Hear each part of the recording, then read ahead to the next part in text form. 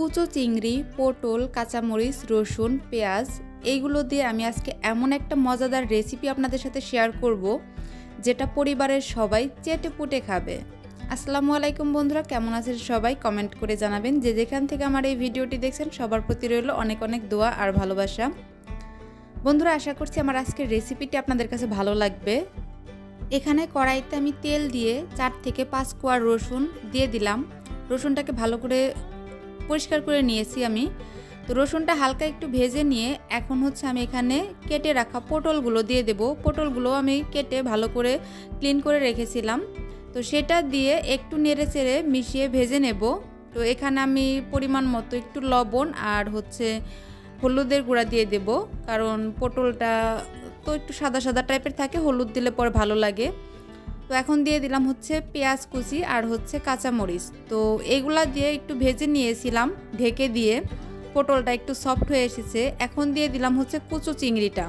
তো এই কুচো চিংড়ি বা ছোট চিংড়ি যাই বলেন না কেন, এটা দিয়ে 10 থেকে 15 মিনিট ভালো করে ভেজে নেব। আমার মনে হলো আর একটু লবণ লাগবে, সেজন্য লবণটা দিলাম। আমি আর পরে কাঁচা লবণটা ব্যবহার করব না, সেজন্য ভাজার সময় যতটুকু পরিমাণ লবণ লাগবে ততটুকুই দিয়ে দিয়েছি। তো আমি বারবার ঢেকে ঢেকে এভাবে করে ভেজে নিচ্ছি, যাতে করে পটলটাও সেদ্ধ হয়ে যায় আর চিংড়ি মাছটাও সেদ্ধ হয়ে যায়।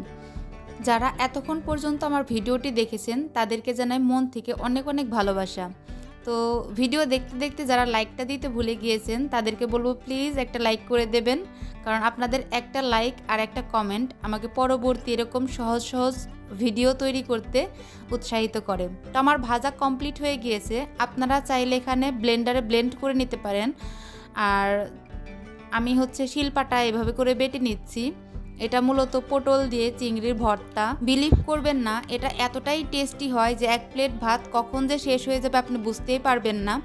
আমার হাজব্যান্ড তো এটা এতটাই পছন্দ করেছে যে যেদিন এই ভর্তাটা করেছিলাম শুধু এটা দিয়ে ভাত খেয়েছে।